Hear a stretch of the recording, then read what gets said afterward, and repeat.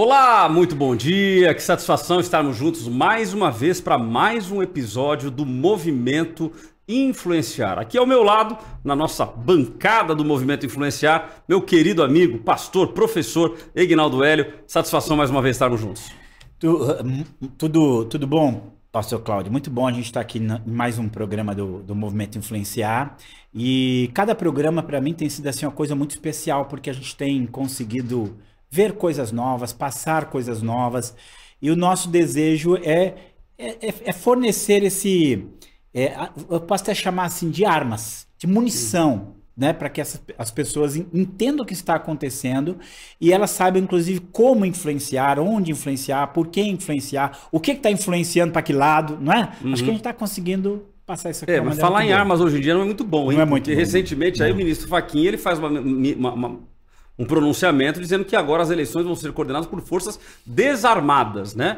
Então a gente tem que tomar cuidado com esse termo aí das armas. Mas obviamente entendi o seu argumento, no sentido de nos armarmos, de termos informação na mão para poder se defender, porque senão a gente acaba sendo conduzido por informações equivocadas. Eu diria até mais do que informações, a gente precisa ter informações, a gente precisa ter argumentos, a gente precisa ter opiniões embasadas e sólidas.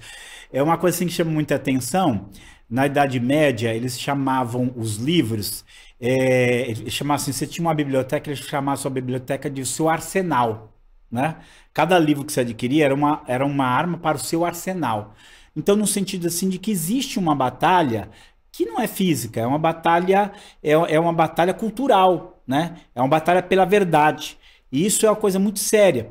E hoje o livro o livro não deixa de ser uma arma para o nosso arsenal, mas os temas que nós apresentamos aqui, os posicionamentos, as pessoas que nós trazemos aqui para falar, às vezes, da sua área que ele conhece, essas pessoas elas acabam sendo um acréscimo à nossa vida nessa batalha pela verdade, pelo reino de Deus, por aquilo que é bom, por aquilo que é verdadeiro e abençoado. Então, batalha que na realidade é uma guerra mesmo, é uma né? guerra. Ou seja, é uma guerra muitas vezes desumana, porque a gente vê uma minoria, a gente tem chamado isso de uma minoria barulhenta, né? Meu pai chamava de ditadura da toga, ditadura gay, né? Ou seja, uma ditadura que quer impor algo a uma maioria absoluta, né? Eu estava vendo hoje assim, hoje eles querem dizer quem que você vai contratar na sua empresa, o que você pode falar, o que você não pode falar, o que você pode pensar, o que você não pode pensar. Eles estão querendo... Gente, 1984 é o melhor livro que tem, porque tinha a polícia do pensamento. Olha, não é o nosso tema aqui, mas só para a gente ver aonde a coisa vai longe, tem um artista de Hollywood que ele quer estão querendo cancelar ele, tirar ele de Hollywood, porque ele faz uma cena em que eles entendem que essa cena ele está sendo homofóbico. Está sendo homofóbico nessa cena. Então querem cancelar ele. Gente, aquilo é um roteiro. Ele está seguindo o roteiro. E outra, aquilo ali é o que eles chamam de um alívio cômico. É uma coisa simples. Então, de repente, junta um monte de gente. Você não pode sequer ter esse tipo de pensamento. Ele não fala nada. Então, mas olha que loucura, né? Porque é o que você falou. Então, quem fez foi o roteirista. Ele está ali como um ator cumprindo o roteiro. Além disso, nós tivemos recentemente no Brasil, eu nem sei que fim que deu isso, hein? Que é o pior aluno da escola. Isso. Ou seja, um filme que literalmente mostrava pedofilia, um professor dizendo para os alunos para terem ali uma prática sexual com ele, eles saem correndo e dizem assim, não, vocês são homofóbicos. Poxa, e foi um rebu nacional. O ministro da Justiça vai lá e multa a Netflix, multa a Globo por passar esse filme dizendo que era para tirar do ar. Não, isso é censura. Mas agora, nesse caso aí, não é censura. Nesse caso aí, a pessoa está sendo homofóbica. Não, e quantos já caíram nisso? Agora, se você vai na raiz do problema, qual é a raiz do problema? Esse ator, ele é membro de uma igreja e essa igreja se posiciona contra certos tipos de práticas sexuais. Porque ele é membro dessa igreja, a cena do filme não tem nada a ver porque ele não foi o roteirista, não foi ele que escreveu, ele só está encenando. A cena do filme não diz uma palavra. É aquilo que a gente fala, não é nem achar o pelo em ovo, é colocar o pelo no ovo para achá-lo. Para poder achar. Não vamos colocar o pelo no ovo para achá-lo. Então, ou seja, vivemos um momento muito difícil. Mas deixa eu só chamar o pessoal que está nos ouvindo agora pela vida para vir através do YouTube, ok? Então você está nos ouvindo pela Vida 96,5 para todo o Vale do Paraíba, uma região com mais de 4 milhões de habitantes, mas vem com a gente para o YouTube, youtube.com/movimento influenciar, ok? Movimento Influenciar. Se você for no YouTube, clica na lupinha, já clica lá, Movimento Influenciar, tudo junto, você vai encontrar a nossa transmissão de hoje. Maravilha, Aguinaldo? E aí dentro disso, e agora onde nós vamos chamar o nosso convidado de hoje, que é de longe, é lá de... Logo ali? É, logo ali, logo ali em Goiânia. E ele é alguém que lidou muito com essas questões. Porque qual é o problema, Cláudio? Opinião é opinião, mas só que as opiniões elas estão sendo judicializadas, elas estão entrando no aspecto jurídico. E isso tem prejudicado muita gente, e a quantidade de ações judiciais, esse ativismo judicial, ele acaba criando uma camisa de força, onde você não pode pensar o que você quiser, onde você não pode falar o que você quiser, você tem que rezar por uma determinada cartilha. Ignaldo, eu confesso que eu trabalhei na área privada durante 25 para 27 anos. E neste período, várias pessoas, a minha área sempre foi gestão de empresas, mentoria de altos executivos, e as pessoas me digam assim, é porque tal pessoa vai entrar na justiça. E eu falava, mas qual que é o medo? Nós não podemos ter medo da justiça, porque ela está aí para fazer justiça. Normalmente ações trabalhistas, né? Eu falava, não tem problema nenhum, pô, vai para a justiça. O que é direito da pessoa, ela vai ganhar. O que não é, ela não vai ganhar. Tá tudo comprovado, vocês têm a documentação, tá tudo em mãos? Se tá tudo em mão, tá tudo certo. Rapaz, hoje, nesse exato dia, eu olho pra trás e falo, caramba, eu já não posso mais dizer a mesma coisa. Não. Eu não posso dizer a mesma coisa, porque a justiça nem sempre está aí para fazer justiça. Nós temos visto uma justiça aparelhada, né, com muitas forças aí de esquerda, que está deixando a gente de sobreaviso com o que está acontecendo. Diga-se aí, a gente falou em um episódio anterior, em alguns episódios anteriores, que o Tribunal de Justiça de São Paulo determinou, através do pedido de um vereador do PSOL, na capital de São Paulo, que a prefeitura fornecesse absorvente para homens trans. Homens que menstruam. Homens que menstruam? Poxa, a gente sabe que o homem não menstrua. Então veja, a justiça se dando a esse disparate, dizendo que não, isso aqui é para ser algo igualitário. Isso não é justiça em lugar nenhum. Como temos falado, é surreal. Exatamente. É surreal. Vamos ao nosso convidado. Nosso convidado, cadê o nosso convidado aqui? Nosso convidado na tela. Nosso convidado na tela. Apresente-o. Olha ele aí. Ei, maravilha. Doutor Walter de Paula Silva, lá de Goiânia. Um abraço, doutor Walter. Vocês. É uma honra para mim estar com Cláudio Apolinário, filho do nosso grande Carlos Apolinário. Hoje, doutor, uma lembrança grande, uma lembrança muito bonita. Eu perdi meu pai faz 3 anos. E como faz falta, viu? Como faz falta a figura do meu pai, que foi um homem, graças a Deus, um homem temente a Deus, um homem que conduziu a sua vida pública, mais de 30 anos na vida pública, de uma forma absolutamente ilibada. Então, a nossa alegria em receber o senhor aqui hoje e trazer essa lembrança tão gratificante para mim, que é a vida do meu pai. Na verdade, a gente precisa te homenagear também pessoalmente, porque você tem trazido esse tipo de discussão para a igreja. Nós somos cristãos e nós precisamos de nos envolver nessa arena política, nessa arena pública, nessa arena social, onde o Senhor Jesus nos quer ali, porque nós somos luz e sal da terra. Então nós temos uma missão muito importante. É verdade. Parabéns. Então gratidão aí pela sua presença. Perfeito. Essa é a nosso slogan, né? Seja sal e deixe a sua luz brilhar. Esse é o nosso slogan aqui no Movimento Influenciar. Doutor Walter, eu queria que o senhor mesmo falasse quem é o doutor Walter de Paula e o que ele tem feito. Bom, eu sou um servo do Senhor Jesus Cristo, remido pelo sangue precioso do Cordeiro Santo, um homem fraco, um homem pecador, mas de fato lavado pelo Senhor Jesus. Formei em Direito em 89 e comecei a minha docência superior em Direito no ano de 1990. Eu tive uma oportunidade de cobrir alguns professores que tinham faltado ali, então desde então eu tenho sido professor de Direito e tenho trabalhado na advocacia, especialmente na proteção da expressão, da consciência, trabalhando então a liberdade de expressão. Mas eu fiquei um pouco desiludido com a advocacia porque eu percebi uma grande manipulação, né? da opinião pública e o nosso próprio cerceamento, isso antes das mídias sociais. E eu disse para mim mesmo, eu quero ser um missionário. E por isso eu comecei a estudar antropologia cultural. Ali conheci um grande missionário presbiteriano, Cássio Silva, ele de Cócoras ali, naquela época trabalhando entre os Yanomamis. Ele disse assim, nós precisamos mais de advogados do que de missionários. E aquilo foi o que Deus falou no meu coração. E a partir dali, foi 2012, eu tenho então procurado essa vocação ministerial como advogado. É isso que eu tenho feito. Nossa, achei interessantíssima a colocação do doutor, porque olha, ele então, sendo advogado, ele vai para missões desencantado com a profissão, né, devido a esses desmandos que a gente tem visto na própria justiça, e aí quando ele vai para o campo missionário, alguém diz para ele, não, a igreja precisa, Deus precisa mais de advogados do que missionários. Olha só. Isso me surge uma palavra que tem brotado no meu coração já há algumas semanas, não é uma nem duas não, já há várias semanas, posso dizer aí quase 2 meses, que tem brotado no meu coração. Nós precisamos evidenciar o reino. Evidenciar o reino nas nossas profissões, evidenciar o reino no direito, evidenciar o reino na política, evidenciar o reino como empresário, como professor. Porque as pessoas acham que para ser missões, não vou ser missionário, eu quero ir lá para a tribo Yanomami, eu quero ir para cá ou para lá. Peraí, mas evidenciar o reino onde nós tivermos. Se nós não tivermos pedagogos, advogados, juízes, conselheiros tutelares, aonde a sociedade vai chegar? Se nós somos sal da terra, luz do mundo, nós estamos na terra, nós temos que ser luz para esse mundo.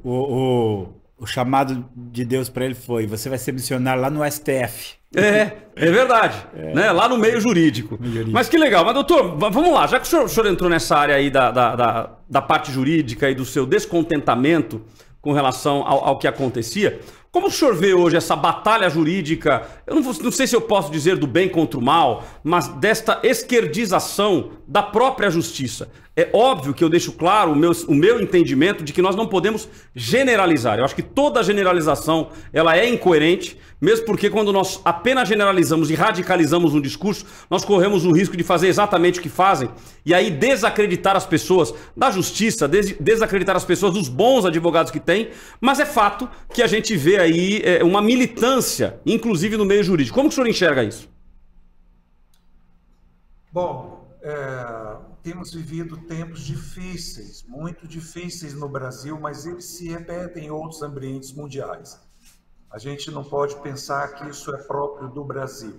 Isso é gestado em Nova York, é gestado na Suíça, não é? Na França, em outros lugares, e ele chega até a gente.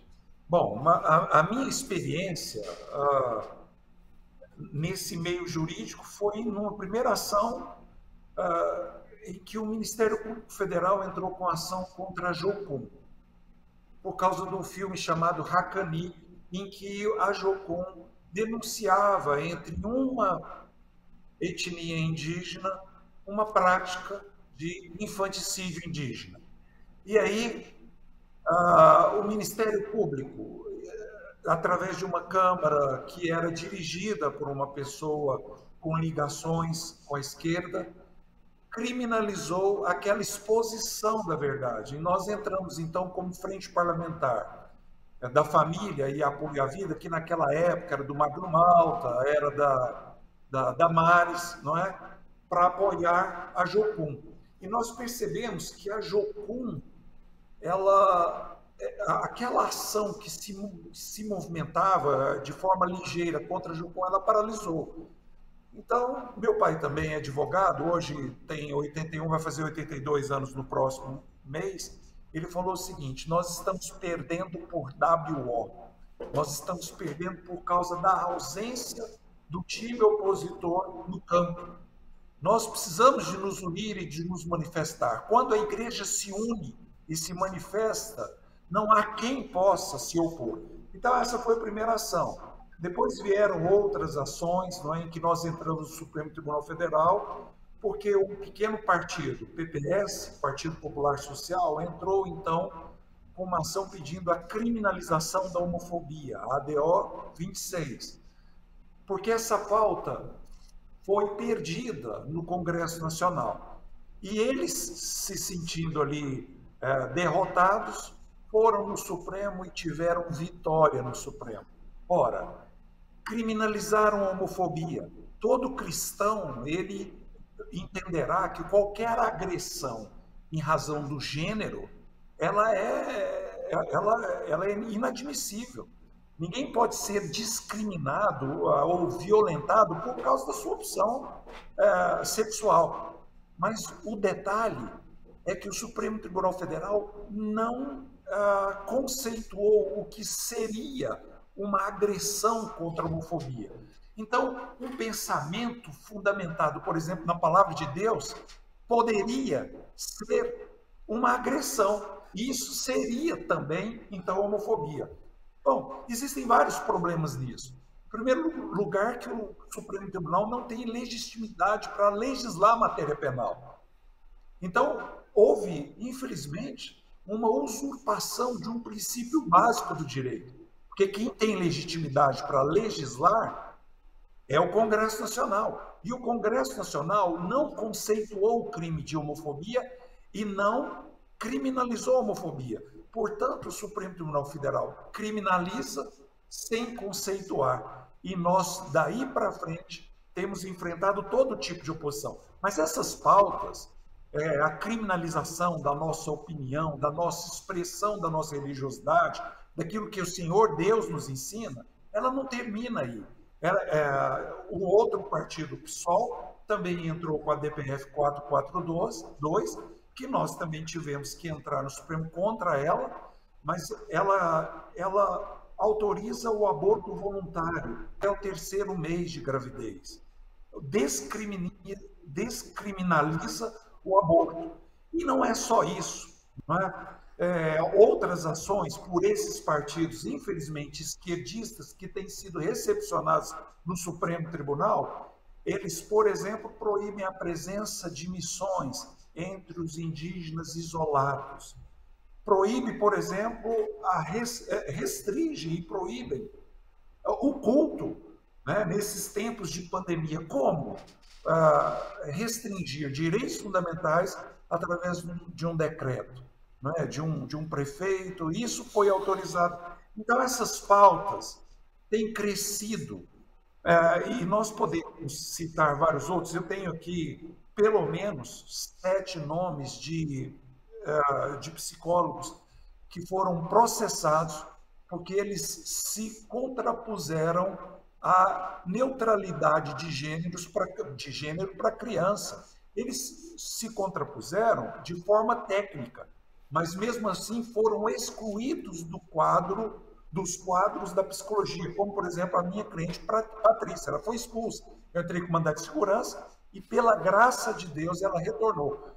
Mas essa luta não está fácil e não está boa, porque o posicionamento do judiciário vai fechando o cerco do judiciário, que eu falo, nesse alto nível, contra, especialmente, infelizmente, o Supremo Tribunal Federal, contra a nossa fé, contra a nossa liberdade de expressão, e contra, muito bem, pastor Cláudio Apolinário, eu ouvi o senhor falar agora contra a nossa própria liberdade de consciência. Não é mais só expressão, nós não podemos nem pensar. Ouvindo os seus programas, o senhor tem batido nisso, e eu fico feliz de estar aqui hoje.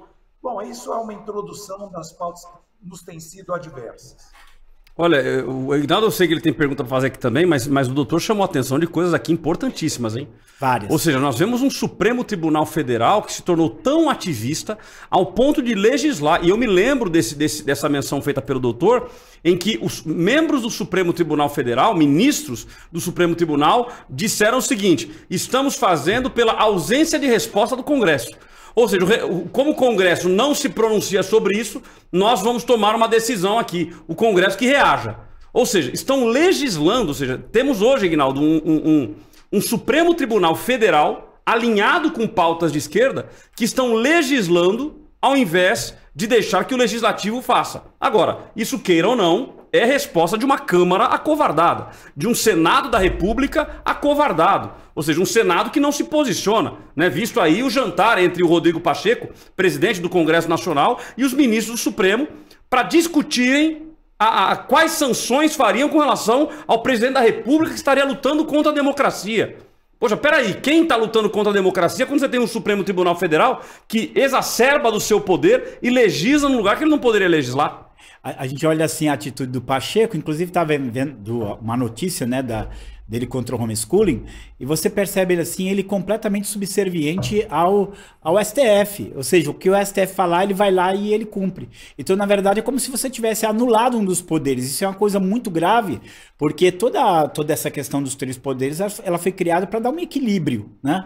E quando você tem um dos poderes, que no caso aí se omite, e o outro que se eleva, aí é onde acontece o desequilíbrio, a gente está vivendo o que a gente está vivendo.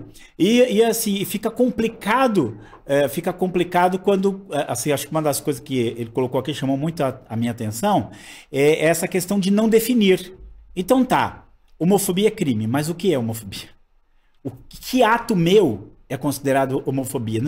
Eu queria até a pergunta porque que eu só pensar contra é homofobia? Falar porque o que eu entendo assim, qualquer um vai concordar, Cláudio, seja cristão ou não, você não deve fazer dano físico a ninguém, né? Você não vai ferir ninguém, não vai ofender ninguém, diminuir ninguém. E aí físico e psicológico. Psicológico, vamos lá, pronto, Bom, psicológico, tá. Agora, se eu discordar da posição dele, isso eu tô causando dano físico? Se a minha posição, ela é uma posição fundamentada em anos de história, ou como os próprios psicólogos, né, cientificamente ali, quer dizer, mesmo que com toda a base que eu tenho, eu falo algo, isso aqui, ele é que define se eu me senti ofendido, então isso é homofobia? Fica mais ou menos assim. Então, e é um negócio de doido, porque o Dr. Walter comentou com relação à cliente dele da questão da psicologia. A minha esposa é psicóloga, a minha filha é psicóloga.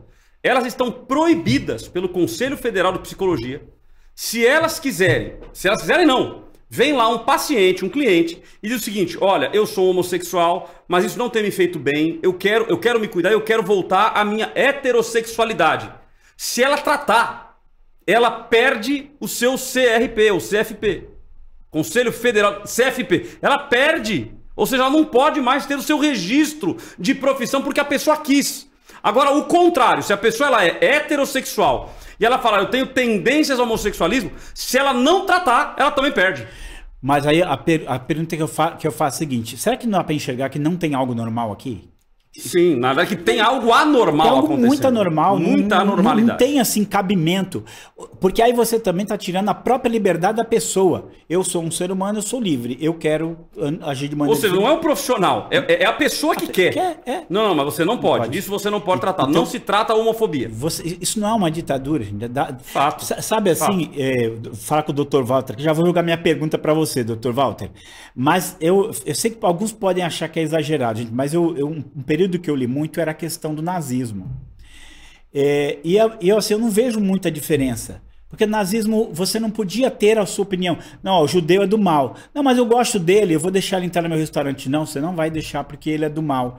Não, mas eu gosto do livro que ele escreveu, você não pode ler a literatura dele. Ou seja, são opiniões que elas são criminalizadas de uma maneira irracional e que você é punido legalmente por não concordar com aquilo. Então eu não vejo outro caminho para isso. Eu vejo uma ditadura em torno dessa questão. Inclusive um dos artigos que eu escrevi no meu site, Missão Atenas, chama-se Homofobia Totalitária, porque é o que é, um totalitarismo. E aí eu quero perguntar aqui, Dr. Walter, fala para mim assim, essa questão da homofobia, o quanto que ela é sensível para os cristãos? Estou falando aqui de no mínimo 70% da população brasileira. O quanto que ela é sensível para o cristão e como é que está essa situação atual? A gente vê às vezes pastores que são obrigados a pedir desculpa, a gente vê aí processos correndo, a gente vê, por exemplo, um pastor que ele colocou versículos bíblicos na igreja dele lá sobre esse tema,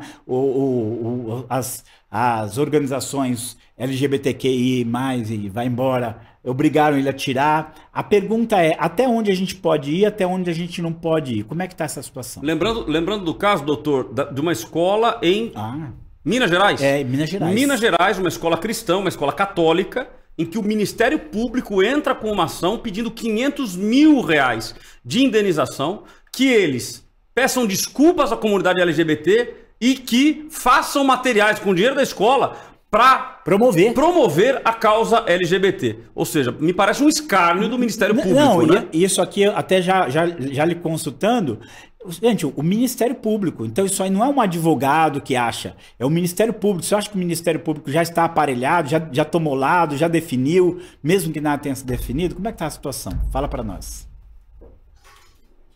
Bom, essa questão é uma questão muito grave. O Supremo Tribunal Federal, ele pode sim legislar em caso de omissão do Congresso Nacional, mas a novidade é que ele não deveria, conforme toda a doutrina, pacificamente estudando o princípio da reserva legal, fala que a matéria penal é de competência exclusiva do Congresso Nacional. Por quê? Porque os membros do Congresso Nacional foram eleitos. E se eles não representarem o povo não votará neles. E eles são substituídos, então, de 4 em 4 anos. O presidente da República também tem legitimidade popular porque ele é eleito. Ele é escolhido pela maioria do povo brasileiro. Mas isso não acontece com o Poder Judiciário. Aqueles membros do Poder Judiciário não foram escolhidos pelo povo.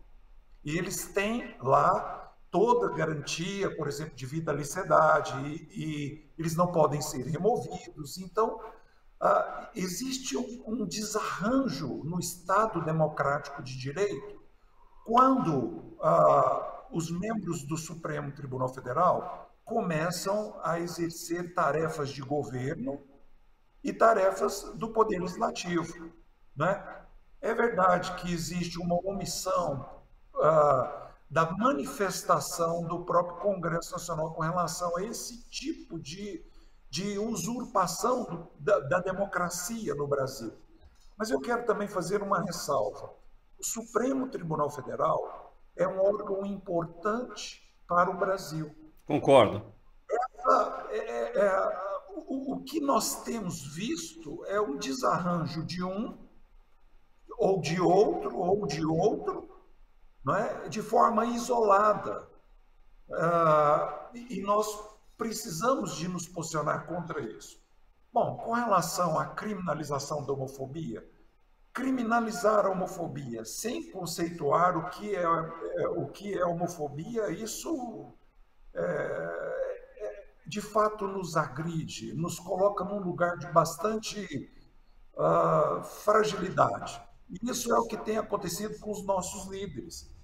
Os líderes evangélicos, os líderes católicos que se posicionaram, os líderes espíritas, a comunidade espírita que se posicionou, por exemplo, contra o aborto, a comunidade católica que se posicionou contra a neutralidade de gênero para crianças, a comunidade católica e a evangélica, a espírita e a judaica, em algum momento, também que se posicionou a favor dessas pessoas que estão em sofrimento, que se sentem, por exemplo, violentadas no homossexualismo, né? Eles estão lá sendo homossexuais e eles se sentem violentados. Por alguma razão, eles mudaram a cabeça dele e o nosso querido Cláudio Apolinário colocou uma verdade. O Conselho Federal de Psicologia entendeu que não é possível socorrer homossexuais em sofrimento por alguma razão que não estão mais felizes com aquele tipo de atuação deles, homossexual. Então, isso é absolutamente desigual. Pastor Ignaldo, Hélio e Pastor Cláudio, nós vivemos um tempo em que os cristãos têm sido coagidos, eles têm sido calados por causa da sua fé. Eles não podem mais dizer no ambiente público, não é? E nem mesmo nos seus próprios ambientes, que aquilo não é da vontade de Deus para a pessoa. Que o plano de Deus não é aquele, que ele pode ser o que ele quiser ser, porque Deus deu a eles o livre-arbítrio, mas que isso não é o melhor da vontade de Deus para eles. Né? Então, nós temos sido perseguidos. Nós temos cantores famosos, pastores famosos, padres famosos, que têm sido cancelados, criminalizados por causa da sua expressão, muitas vezes por causa da sua expressão teórica, por causa da sua posição espiritual e moderada e respeitosa nesses ambientes. Eu quero só dizer para o pastor Egnaldo que em Santarém uma moça falou das vantagens, né?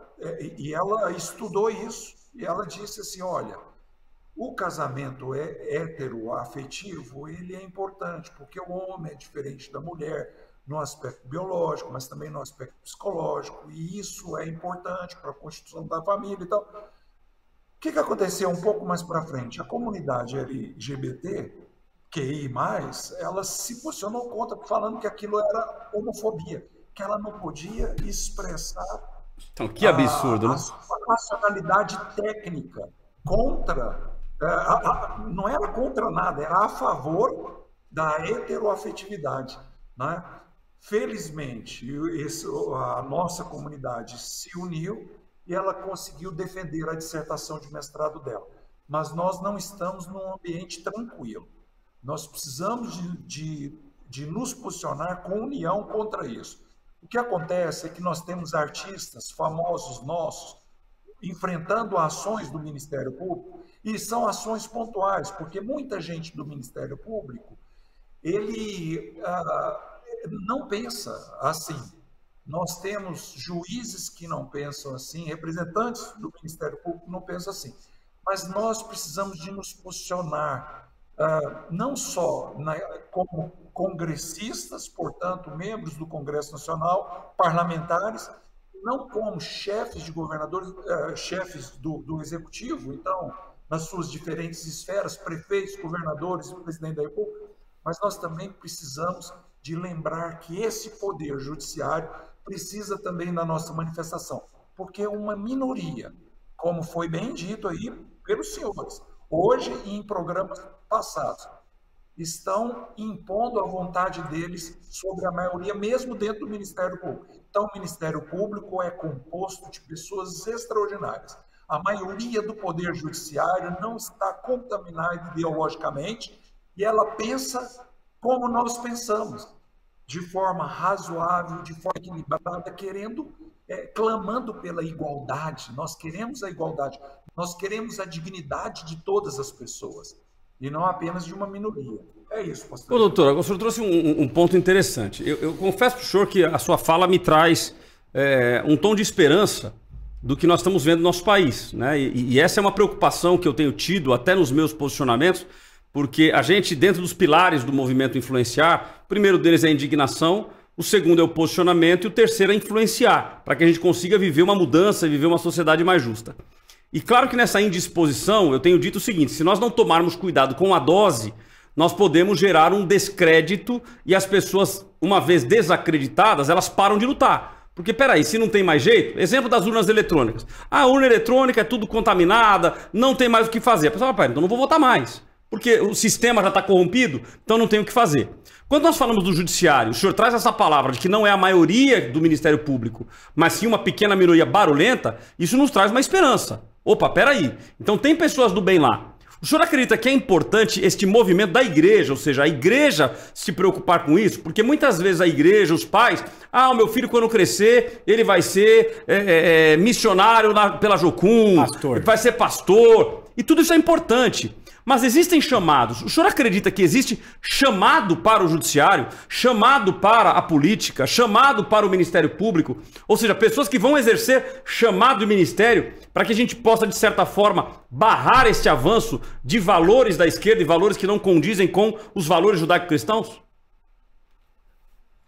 A igreja precisa se posicionar rápido, porque toda a revolução que foi feita no mundo, de forma positiva, foi feita pelo povo de Deus. Desde lá do passado até hoje. Não existe uma construção que seja justa, que seja igualitária, que seja respeitosa, a não ser baseada nos nossos princípios judaico-cristãos. O nosso Senhor Jesus Cristo é tudo. Ele é tudo. E nós precisamos, sim, de advogados, nós precisamos de professores, nós precisamos de psicólogos, nós precisamos de faxineiras, nós precisamos de diaristas, nós precisamos de porteiros, nós precisamos de guardas, de seguranças, nós precisamos de policiais que testemunhem a nossa fé nesses ambientes, não é? Que façam de fato a diferença que o Senhor Deus quer que faça. Na medicina, na enfermagem, e em todas as áreas, na engenharia, mas nós temos feito. Nós precisamos de ocupar, portanto, esses lugares públicos, esses lugares mais altos. Eu quero dizer uma coisa para você, querido Cláudio Apolinário. O ativismo dos psicólogos é tão grande, especialmente porque nós temos um número grande de psicólogos conscientes, tementes a Deus, equilibrados, respeitosos dentro da psicologia. Mas eles estão vivendo os últimos momentos, porque se nós nos unirmos e nos manifestarmos, nós somos uma maioria mais do que absoluta. Nós somos 70% de número de profissionais na área nessas diferentes áreas possíveis. Faz sentido. Inclusive dentro da psicologia, dentro da advocacia, portanto, dentro do direito, dentro do próprio Poder Judiciário. Eu creio que tanto o nosso Deus como a sociedade anseia pela nossa manifestação. A sociedade, mesmo não sendo cristã, ela precisa e anseia dessa expressão de Deus através da nossa vida. Claro que não sendo apenas pastores, mas sendo missionários em cada uma das nossas atividades diferentes. Há esperança, sim, e a esperança está nessa união do povo de Deus. O povo de Deus precisa tomar consciência, porque isso foi muito arquitetado, isso foi muito planejado durante muito tempo, e agora uma minoria consegue ocupar esses lugares. Esse programa dos senhores, eles trazem a nossa consciência. E se nós nos unirmos por um lapso de razão, de lucidez, o nosso país tem esperança. Excelente, excelente. Eu queria fazer um comentário aqui que é interessante. A hora que você falou assim, eu lembrei dele, que é um homem chamado William Wilberforce. Sim. Né? Você tem que lembrar dele porque ele tinha um chamado político, né? Era um chamado político muito forte, mas ele queria servir a Deus. Então, uma das coisas que ele falava assim, eu estou na dúvida. Eu não sei se eu entro na política ou eu sirvo a Deus. E aí várias pessoas, né, falavam para ele, não, você vai fazer os dois. Você vai servir a Deus na política. E aí o Dr. Walter mencionando, ele foi a pessoa... Eu falo aqui, as pessoas precisam conhecer. E o fato de eu digo assim, eu falo isso para meus alunos, o fato de nós cristãos não conhecermos a história dele, já mostra a nossa falha. Porque ele foi a pessoa, claro que não foi sozinho, mas pessoas com ele, mas ele foi a pessoa que acabou com milhares de anos de escravidão, porque a escravidão não começa com o capitalismo, como querem entender, não começa com o europeu. A escravidão foi uma instituição universal desde que se conhece civilização sobre a Terra. E ele foi aquele que, por causa dos seus princípios cristãos, não vamos acabar com isso. E se acabou, foi por causa dele e daqueles que estavam com ele. Então você vê assim que é um chamado realmente para fazer algo. Um chamado para fazer algo nobre. E a gente tem que entender que esse chamado ele está em todos os lugares. Em todas as áreas. Não, e essa palavra dele foi muito boa assim, para a gente entender que aí é onde a gente tem que aprender. Se é uma minoria, então a gente tem que ter a primeira consciência. Tem uma minoria que está se impondo sobre uma maioria. Por quê? E faz sentido, né? Faz sentido, porque o doutor deu um número aí de 70%. Esse número bate com o número de cristãos. Ou seja, os cristãos entre evangélicos e católicos, nós estamos aí na ordem de 65% a 70%. Então, ou seja, se essas pessoas que têm valores cristãos, vamos dizer que não fosse 70%, mas que fosse 60%, se fosse 51%, 51% é a metade mais um. Ou seja, como é que pode esta minoria impor a nós que nós façamos exatamente aquilo que eles querem? Né? E detalhe, tá? Eles não querem simplesmente os seus direitos. Eles querem nos impor condições. Então, quando você pega, por exemplo, um casal de homossexuais, que ele queira casar e constituir a sua família dentro dos seus moldes, eu não posso interferir nisso, isso é um direito dele. Agora, ele ir até uma igreja evangélica e querer lá ser batizado nas águas, ele lá querer ser membro, ser não, líder. Não, celebrar o seu casamento. O pastor tem que celebrar o seu casamento. Peraí. Vá para uma igreja que celebre o seu casamento. Não, tem que ser você. Se você não fizer, é homofobia. Se você não fizer, é intolerância. Se você não fizer, é discurso de ódio. É contra este extremismo que nós precisamos lutar. É criminoso. Não, pegando aqui a fala ainda do Dr. Walter, lembrando aqui de um pai, né, que é conhecido meu. Eu gosto dessas coisas pontuais e humanas para entender que não é o dia a dia. E pais que foram na escola do filho conversar com a diretora, por quê? Porque a escola estava carregada de ideologia de gênero.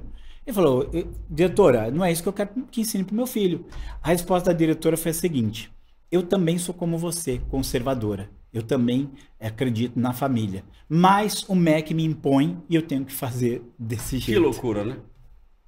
Então, assim, onde eu falo assim, uma das coisas que eu falo no texto de democracia totalitária, é que não acabou a democracia. Porque se a maioria não quer algo e uma minoria obriga a esse algo, acabou. Que democracia? Então, mas a pergunta vem onde está a solução para isso, né? Acho que vale a pena até a gente ouvir o doutor também. Ele vai ter, né? Onde a gente consegue destravar esse nó? Mudar isso, né? Mudar esse nó. Eu creio que nós conseguiremos mudar isso com a nossa união e nosso posicionamento em nome do Senhor Jesus. E em nome do Senhor Jesus como profissionais, porque o Senhor Jesus quer de fato que sejamos sal da terra e luz do mundo. Não vale nós irmos para dentro de uma igreja e termos a nossa religiosidade lá dentro.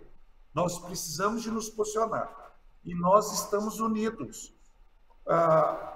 Querido pastor Cláudio, irmão Cláudio, eu quero dizer para o senhor disse dos evangélicos, o senhor disse dos católicos, e em muitas pautas nós estamos unidos mais do que nunca, mas eu quero dizer para o senhor que nós temos também espíritas agora conscientes, e mais do que nós, por exemplo, na defesa da vida e defesa da própria família. Então, nós somos uma maioria 70% mais, com certeza. Absoluta, né? Infelizmente, a igreja não pode ficar calada, porque o que acontece é que nós percebemos que nós temos muitos esquerdistas dentro da nossa igreja, estão defendendo o quê? Defendendo esse tipo de ditadura que não agrada ao Senhor nosso Deus. Então, eu creio que nós precisamos de união, sim. Nós precisamos de união, nós precisamos de consciência, e esse movimento que o senhor está liderando, pastor, é da maior importância. Né? Esse influenciar, chamando a atenção do jovem e da sociedade. Eu creio que nós que somos cristãos estamos atentos. Nós nos despertamos de um tempo para cá, porque nós não seremos apenas um número maior de pessoas. Os evangélicos eram 20 milhões, há poucos anos atrás subiu para 35, até 2020 foi 65 milhões, e é possível que nós sejamos mais de 75 milhões. E os católicos ainda são maioria, mas nós precisamos de fazer a diferença que o Senhor Deus quer nesse mundo. Então, eu quero dizer mais uma vez que a sociedade anseia. O senhor tem aqui certamente ouvintes que estão vibrando e que não pertencem à nossa própria fé. Até ateus não se posicionam de forma muito mais digna do que os esquerdistas caladões sobre esses temas que estão dentro das nossas igrejas, infelizmente. Eles não se posicionam contra o aborto, eles não se posicionam contra a neutralidade de gênero para crianças, porque a criança tem direito à identidade biológica. Eles não se posicionam em favor da família, em favor da liberdade de expressão, da liberdade de consciência, da liberdade de troca de informação. A liberdade de informação é um direito fundamental para que nós possamos crescer, não é? Para que a ciência possa crescer. O ambiente, pastor Cláudio, o último ponto que eu faço agora, de debate livre, de debate profundo, de debate consciente, não é mais a universidade. são as nossas igrejas, é esse tipo de rádio que vai buscar o Brasil profundo, vai buscar as razões mais profundas do nosso Brasil para serem expostas e serem questionadas. Então, o ambiente da igreja, e isso eu ouvi de um ex-esquerdista, que não é evangélico. Ele falou as igrejas evangélicas, certos ambientes católicos e certos ambientes espíritas são ambientes de liberdade, de expressão, de debate, que nós não encontramos mais na universidade. Professor Jean-Marie Lambert. Sim, meu querido professor Jean-Marie Lambert. Vou chamar o Jean-Marie aqui, vai estar com a gente. Mas eu quero fazer uma colocação, que eu acho que você citou um exemplo, e esse exemplo, se ele for multiplicado, ele vai fazer muito efeito. Que era o caso daquela jovem, que ela queria fazer defender a tese dela, mostrando que a figura do masculino e feminina são essenciais para você compor a família, desenvolver a criança. Quiseram proibi-la de apresentar a tese. E você parece que fez a defesa dela e ganhou, e ela teve o direito de apresentar a tese. São atos, você acredita que são atos pequenos como esse que vão ter um efeito muito grande a longo prazo? Se a gente multiplicar esses exemplos, nós vamos ter uma garantia de vitória muito maior? Você acredita nisso? Ô, doutor, se me permite, eu vou usar um exemplo aqui fora do juridiquês, né? Eu vou usar um povão total. Adrenalina com cachorro. Se você pegar o cachorro e o cachorro vier pra cima e você demonstrar que tá com medo, ele avança em você. Se você olhar pra ele e falar, opa, peraí, aqui não, ele corre. É mais ou menos isso? Eu tô tentando traduzir pra linguagem do ouvinte, né? Ou seja, se nós não nos posicionarmos, esta cachorrada vai avançar em cima de nós. Agora, se nós nos posicionarmos, isso não pode ser pra eles um recado, ó, estamos vivos, estamos organizados. Não vamos aceitar. E não vamos aceitar esse tipo de movimento? Pastor Cláudio Apolinário, já que o senhor foi simples, eu também serei simples. Nós temos um poder espiritual com a manifestação, mas antes nós precisamos de nos manifestar. O silêncio não nos cabe. O Senhor Jesus foi morto na cruz. Nós temos vários exemplos cristãos. Não foi só William Wilberforce, mas esse nome foi muito grande. Mas foi também o William Carey indo para a Índia e o pessoal falando para ele, fica quieto, não se pronuncia a respeito da cultura desse povo, que quando morria um homem, eles matavam uma mulher junto, queimada, mesmo que ela tivesse muito bem saudável. E ele falou, eu não vou aceitar isso. E os ingleses falaram, fica quieto. Ele falou, a minha fé não permite o meu silêncio. Então aquele missionário William Carey mudou e salvou mulheres por causa da expressão da fé dele. E a expressão da fé dele, eu quero dizer agora, para um membro do Supremo Tribunal Federal que estiver ouvindo isso, a nossa fé tem uma repercussão espiritual poderosa que não vem da gente. Glória a Deus. A autoridade que nós temos vem do sangue do Senhor Jesus. E não brinque com esse nome poderoso. Quando a igreja se apossa dessa autoridade, não há principado e potestade que fique de pé. Então, falando de forma simples com o senhor também, de uma forma que a igreja entenda, eu fico feliz de estar aqui. Difíceis são os ambientes públicos que eu tenho debate, mas eu quero dizer outra coisa. Faraó não prevalecerá com a arrogância dele, porque o Senhor Deus é por nós, mas o Senhor Deus não será por nós se nós ficarmos em silêncio. A igreja tem que se levantar contra a injustiça, contra o pecado que escraviza as pessoas, contra a ditadura de Sodoma. Nós não aceitaremos a ditadura de Sodoma, porque nós somos o povo de Deus e nós temos algo que transcende de nós, que é o Espírito de Deus. Tá, pastor? Desculpe eu ter sido... Meu amigo, muito bom. Meu amigo, Ignaldo, eu diria o seguinte, sem desmerecimento nenhum dos convidados que nós já tivemos aqui. E já passou muita gente boa por aqui. Mas o doutor, ele me empolgou agora. Tá né? Ou seja, incendiado. Nossa, que incendiado, Olha, incendiado. Pastor, Incendiado por essa palavra. Porque eu creio nisso, doutor. Eu quero confessar para o senhor, eu tive todo tipo de problema para vir aqui. Eu trouxe um computador melhor, quando eu fui ligar, a bateria acabou, está ali. Eu tive que ir lá em casa buscar o plug. Estava, de fato, assim, todo triste por causa desses obstáculos. Mas eu falei para Deus, ó Senhor Deus, o que eu tenho é pouco, mas o que eu tenho eu te dou. E agora o Senhor me dá uma palavra de ânimo, porque eu estava dentro de mim chorando, pensando que era derrotado. Eu estou no meu escritório e aqui está tendo uma reforma aqui em cima, e começou a fazer um barulho grande, e eu pedi para Deus, Senhor, que isso não possa atrapalhar a entrevista que o Senhor colocou para mim.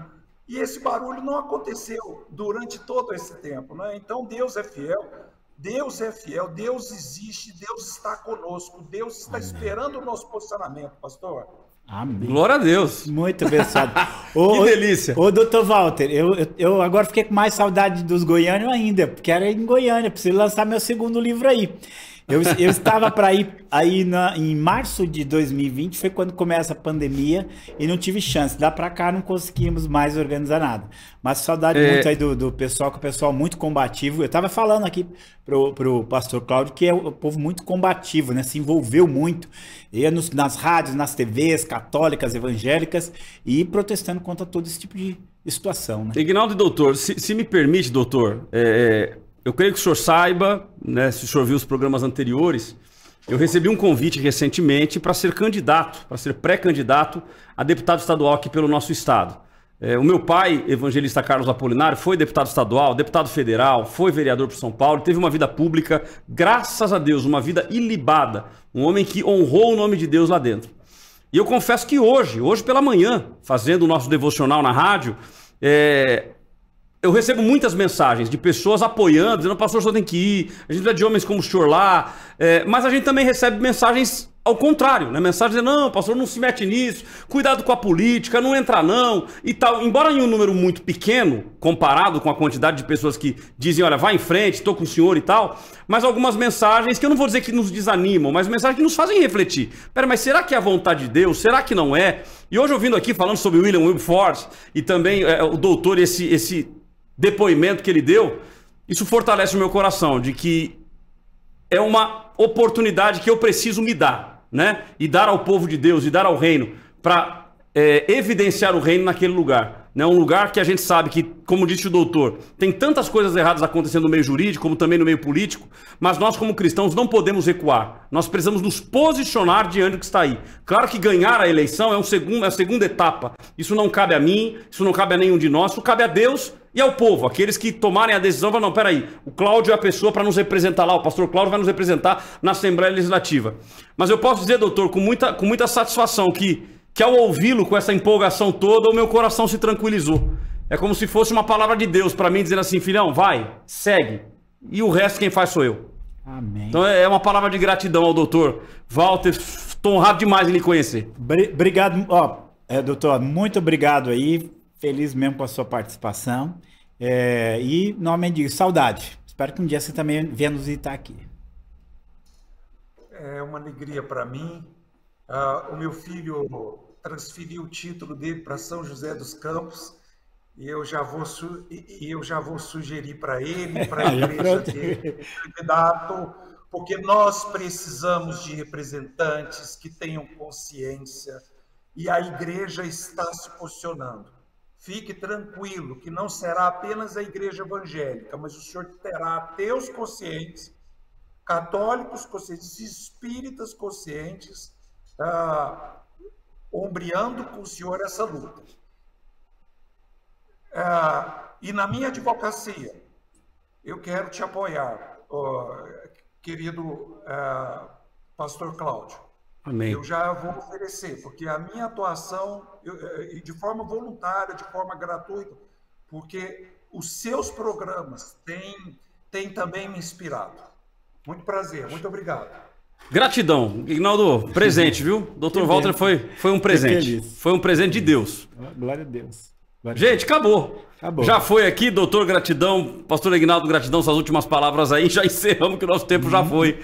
Que bate-papo gostoso. Acho que não precisa falar mais nada. Deus abençoe vocês, divulgue, mande para os seus amigos. Vai ser algo assim muito abençoador. E mais um programa tão abençoado, né? Exatamente. Gente, gratidão. Ore por nós. E até o próximo Movimento Influenciar. Próxima semana temos mais um episódio. Mas esse aqui, certamente, para mim, ficou marcado. Deus abençoe vocês.